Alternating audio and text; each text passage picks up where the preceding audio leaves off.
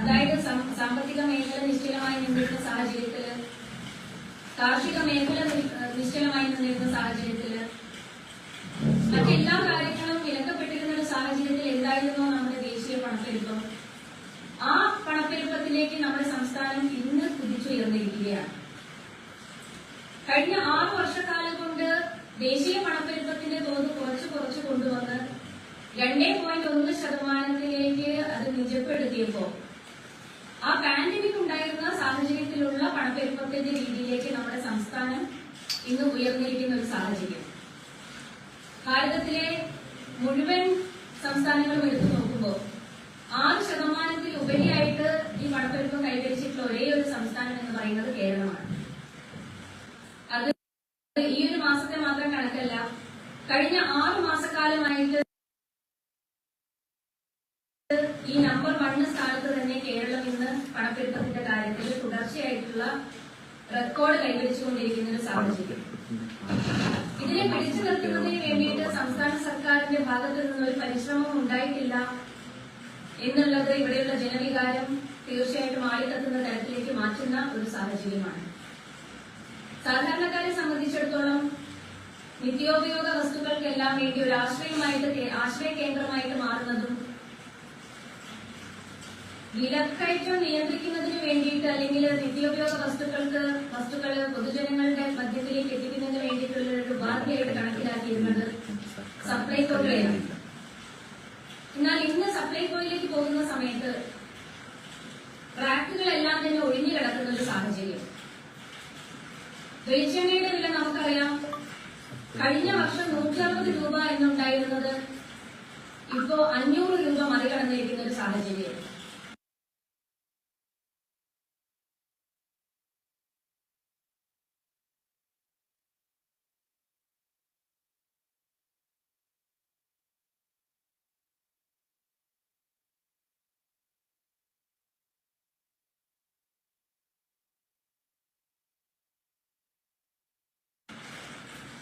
ഒരു ശരാശരി കേരളത്തിലെ കുടുംബത്തെ സംബന്ധിച്ചിടത്തോളം വെളിച്ചെണ്ണ എന്ന് പറയുന്നത് ഓരോ നേരത്തെയും ആഹാരത്തിൽ കൃത്യമായിട്ടും ഉൾപ്പെടുത്തേണ്ട ഒരു വസ്തുത തന്നെയാണ്.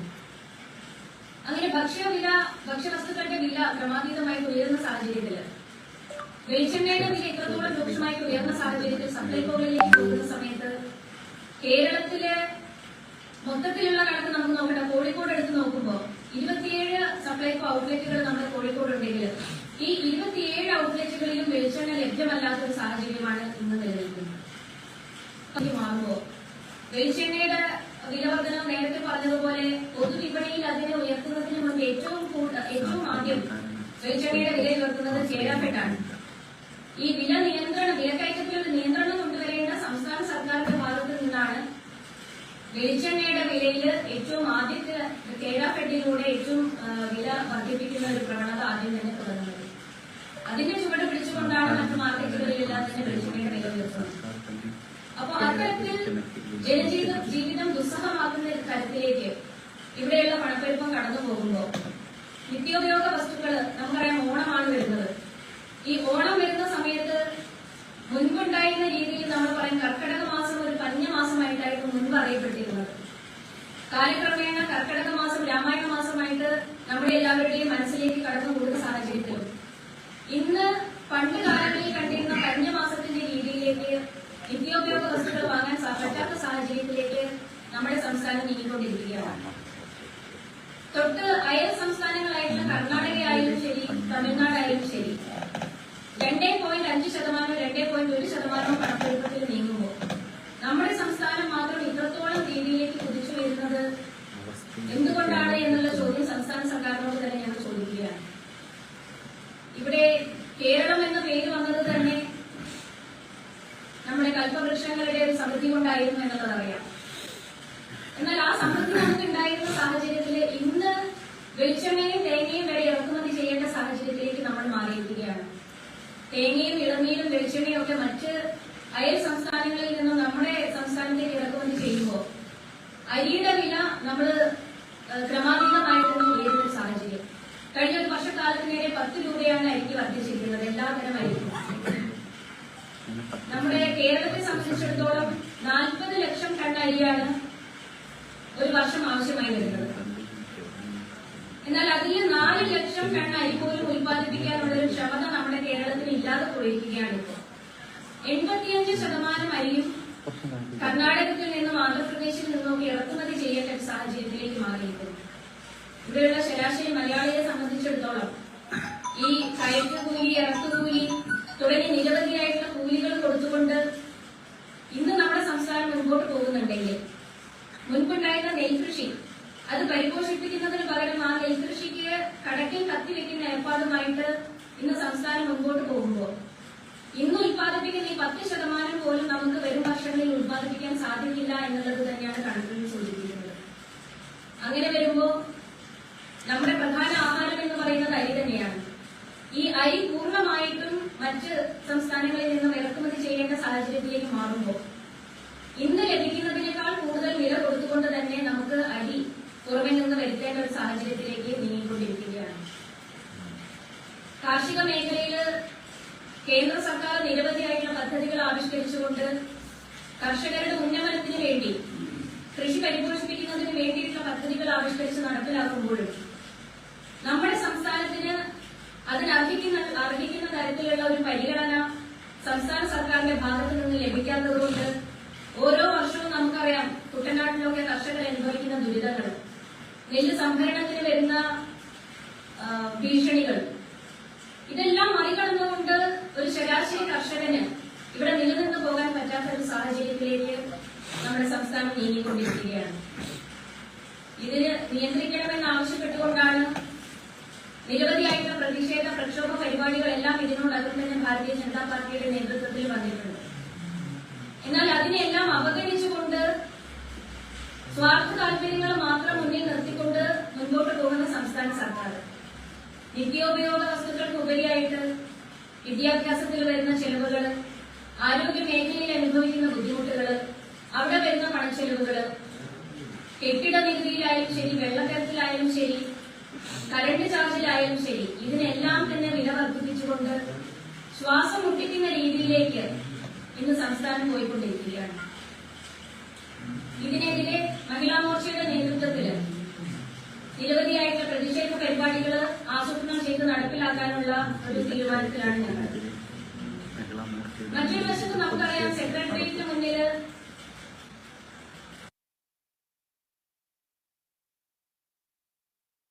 നിരവധി ദിവസങ്ങൾ സമരം ചെയ്തിട്ടുള്ള ആശാവർക്കർമാരുടെ കാര്യം.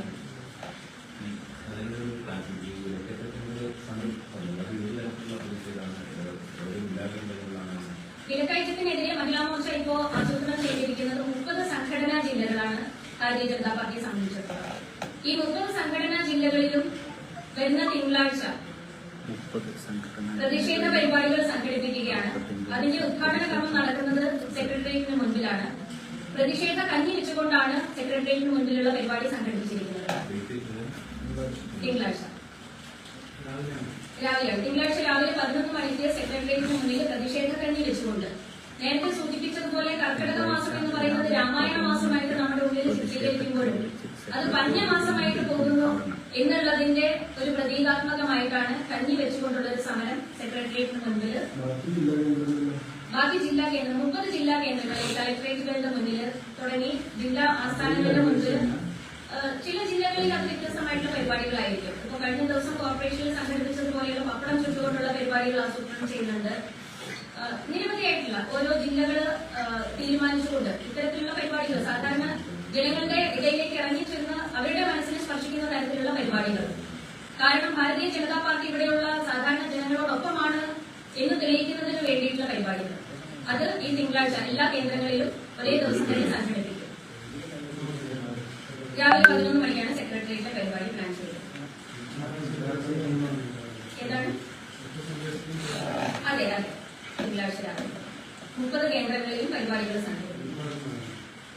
സെക്രട്ടേറിയറ്റ് ഉദ്ഘാടന പരിപാടിയിൽ ഞാൻ പങ്കെടുക്കും. മറ്റ് പരിപാടികളിൽ ചാട്ടാവും. അതുപോലെ മറ്റൊരു കാര്യം നമുക്കറിയാം, ആശാവർക്കർമാരുടെ സമരം ദിവസങ്ങളോളം ആഴ്ചകളോളം സമരത്തില്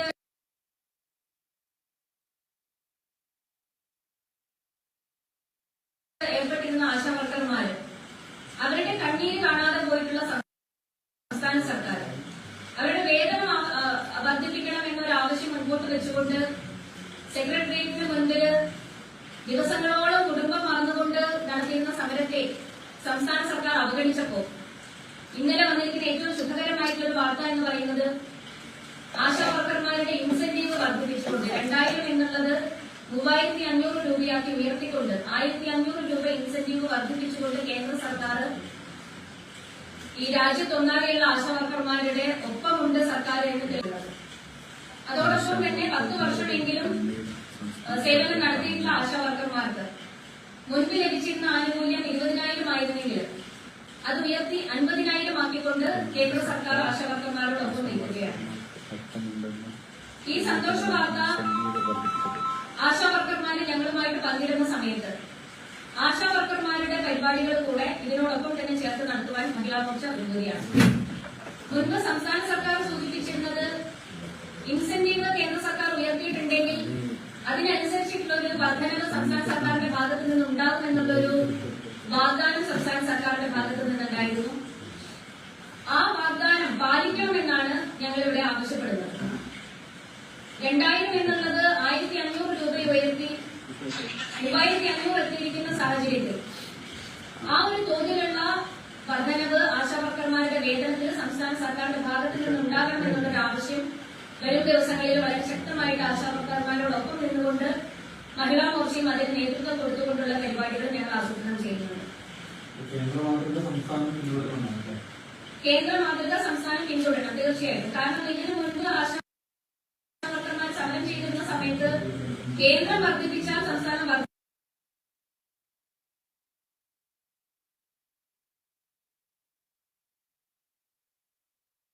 വർദ്ധിപ്പിക്കുമെന്നൊരു വാക്ക് അന്ന് നൽകിയിരുന്നു. ആ വാക്ക് സംസ്ഥാന സർക്കാർ പാലിക്കണം.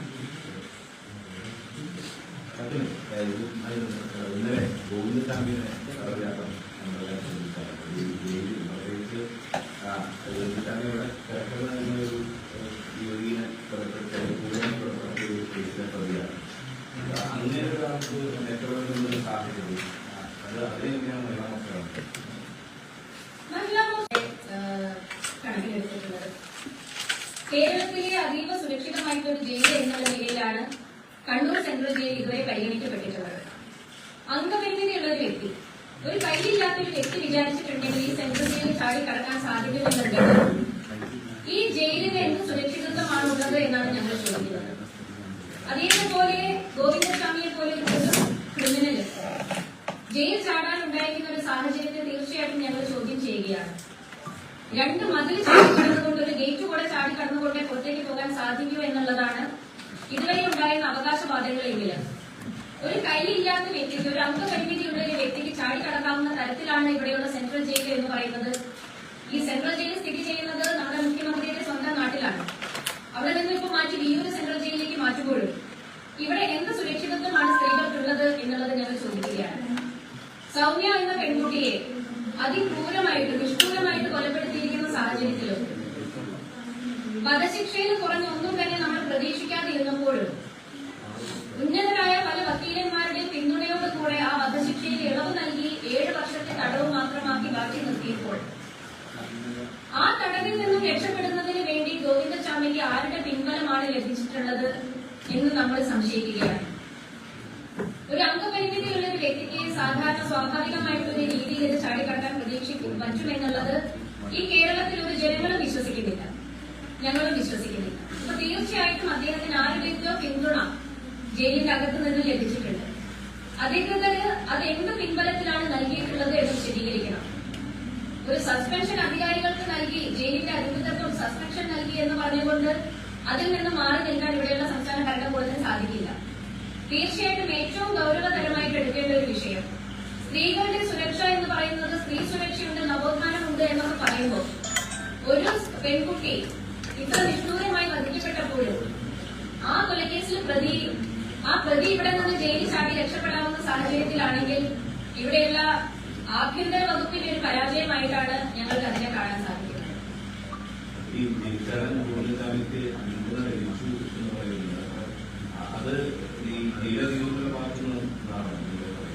ജയിൽ അധികാരികളായിരിക്കും അതിനുള്ള അവസരം ഒരുക്കി കൊടുത്തിരിക്കുന്നത്. പക്ഷേ സ്വാഭാവികമായിട്ടും ജയിൽ അധികാരികളെ കൊണ്ട് ആരും ചെയ്യിപ്പിച്ചതായിരിക്കാനാണ് സാധ്യത. കാരണം അവർക്ക് ഡയറക്റ്റ് ആയിട്ട് ഇങ്ങനെ ഒരു പ്രതിയെ രക്ഷപ്പെടുത്തി ജയിലിന് പുറത്തെത്തിപ്പിച്ചിട്ട് കാര്യമായിട്ടുള്ള നേട്ടമുണ്ടെന്ന് ഞാൻ കണക്കാക്കുന്നില്ല. പക്ഷേ പ്രതികാര വാഞ്ചയുള്ള ഒരു പ്രതി അദ്ദേഹം പുറത്ത് ചാടിയപ്പോൾ തന്നെ സൗമ്യയുടെ അമ്മയുടെ പ്രതികരണം ഉണ്ടായിരുന്നു, പേടിയുണ്ട് വീട്ടിൽ താമസിക്കാൻ എന്നുള്ള തരത്തിൽ. അപ്പോ സ്ത്രീകളുടെ സംബന്ധിച്ചിടത്തോളം ഇങ്ങനെ ലൈംഗിക വൈകല്യമുള്ള ഒരു വ്യക്തി മതിൽ ചാടിയിട്ടുണ്ട്, ഒരു ജയിലിൽ ചാടിയിട്ടുണ്ടെങ്കിൽ അത് ഇവിടെയുള്ള സ്ത്രീകളെ തീർച്ചയായിട്ടും അവരുടെ സുരക്ഷിതത്വത്തെ ചോദ്യം ചെയ്യുന്ന ഒരു നിലപാടായിട്ടാണ് ഞങ്ങൾ കാണുന്നത്. ഉദ്ദേശിക്കുന്നത് പറഞ്ഞാൽ തീർച്ചയായിട്ടും നമുക്ക് അതിന്റെ തെളിവുകൾ ലഭിച്ചതിന്റെ ഒരു സാഹചര്യത്തിലേ പറയാൻ സാധിക്കും. കാരണം ബ്ലെയിം ചെയ്യുന്ന സാഹചര്യത്തിൽ പ്രൂഫിന്റെ അടിസ്ഥാനത്തിലല്ലേ ബ്ലെയിം ചെയ്യാൻ പറ്റും. നമുക്ക് അനുമാനങ്ങളിലേക്ക് ഞാൻ അതിലേക്ക് എത്തിപ്പെടാൻ സാധിക്കുന്നില്ല. പക്ഷെ അദ്ദേഹത്തെ വധശിക്ഷയിൽ നിന്നും ഒഴിവാക്കി ഈ 7 വർഷക്കാലത്ത് മാത്രം തടവ് ആക്കി മാറ്റാനൊക്കെ പണം ഇറക്കിയിരിക്കുന്ന ഒരുപാട് ആളുകൾ അദ്ദേഹത്തിന്റെ പുറകിലുണ്ട് എന്നുള്ളത് വസ്തുത തന്നെയാണ്. അപ്പൊ അക്കൂട്ടത്തിൽ അദ്ദേഹത്തെ പുറത്തിറക്കി കാണാൻ സാധിക്കുന്ന ആളുകൾ ഇത്തരം പ്രവൃത്തികൾ അദ്ദേഹത്തെ പ്രേരിപ്പിച്ചുകൊണ്ട് ആ തരത്തിലുള്ള പ്രവൃത്തികൾ നമ്മുടെ സംസ്ഥാനത്ത് നടന്നു കാണണം എന്ന് ആഗ്രഹിക്കുന്ന വ്യക്തികളാണ് ഇതിന് പുറകിൽ പ്രവർത്തിച്ചിരിക്കുന്നത്. സർക്കാർ സംവിധാനം എന്നുള്ളതല്ല ഞാൻ പറയുന്നത്. ഇവിടെയുള്ള ജയിൽ അധികാരികൾ എന്ന് പറയുമ്പോഴും അതിന്റെ കമ്മിറ്റിയിലുള്ള ആളുകൾ ആരൊക്കെയാണെന്ന് കൂടെ നമ്മൾ പരിശോധിക്കേണ്ടതാണ്. ഒരു ഭരണകൂടത്തിന്റെ വീഴ്ച എന്ന് പറയുമ്പോൾ തീർച്ചയായിട്ടും ഈ ഭരണകൂടം ഭരിക്കുന്നത് ആരാണ് എന്നുള്ളതും ചോദ്യം ചെയ്യപ്പെടേണ്ടതാണ്. സംസ്ഥാന സർക്കാർ LDF സർക്കാർ ഇവിടെ ഭരിക്കുന്ന സമയത്ത് ഇത്തരം നീചമായിട്ടുള്ള പ്രവൃത്തികൾ നടക്കുകയും LDF സർക്കാർ തന്നെ സെൻട്രൽ ജയിലിലാക്കിയിരിക്കുന്ന ഒരു വ്യക്തി അവരുടെ കൺമുൻപിൽ തന്നെ പുറത്ത് ചാടുകയും ചെയ്യുന്ന സമയത്ത് അതിനുത്തരം പറയേണ്ട ബാധ്യത തീർച്ചയായിട്ടും സംസ്ഥാന സർക്കാരിനാണ്. അത് LDF സർക്കാരിനാണ്. അതിന് മുഖ്യമന്ത്രി തന്നെ അതിന് മറുപടി പറയേണ്ടത്.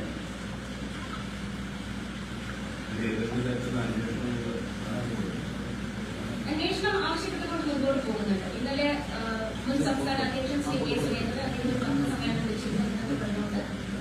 മറ്റ് പരിപാടികളുമായിട്ട് അതിനെ കോടതിയിൽ കേസ് ഫയൽ ചെയ്തുകൊണ്ട് മുൻപോട്ട് പോകാൻ ഭാരതീയ ജനതാ പാർട്ടി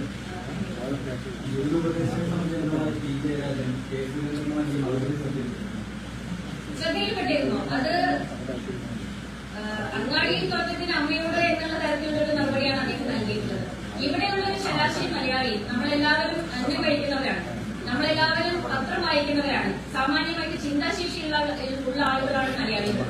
ആ ഒരു മലയാളിയെ സംബന്ധിച്ചിടത്തോളം ഇങ്ങനെയൊരു അംഗപരിമിതിയുള്ള ഒരു വ്യക്തി മതിൽ ചാടി എന്ന് പറയുമ്പോൾ അതിന് ആളുകളുടെ പിന്തുണയുണ്ട് എന്ന് പറയുമ്പോൾ ആ പിന്തുണ ആരിൽ നിന്ന് ലഭിച്ചു എന്ന് ചോദ്യം ചെയ്യുന്ന സാഹചര്യത്തിൽ ആ ചോദ്യം ചെയ്ത വ്യക്തിക്കാണ് തകരാറ് എന്ന് പറയുന്ന ഉപദേശക സമിതി അംഗം. ആ ഉപദേശക സമിതി അംഗം നിങ്ങൾ എടുത്തു പറഞ്ഞതുകൊണ്ട് ഞാൻ പറയുന്നത് പി ജയരാജൻ എന്നുള്ളത് തന്നെയാണ് നിങ്ങൾ നേരത്തെ ചോദിച്ച ചോദ്യത്തിനുള്ള മറുപടി. പക്ഷെ നേരത്തെ പറഞ്ഞതുപോലെ ഒരു തെളിവ് ലഭിക്കുന്നതിന് മുൻപ് കണ്ണടച്ച ഒരാളെ ബ്ലെയിം ചെയ്യേണ്ട എന്ന് കരുതിയിട്ടാണ് ഞാൻ ആ പേര് മനഃപൂർവ്വം പറയാതിരുന്നത്. പി ജയരാജന് ഇത്രത്തോളം കെ സുരേന്ദ്രന്റെ മറുപടി പൊളിയിട്ടുണ്ടെങ്കിൽ തീർച്ചയായിട്ടും അതിൽ അദ്ദേഹത്തിന് പങ്ക് കൂടെ പരിശോധിക്കേണ്ടത്.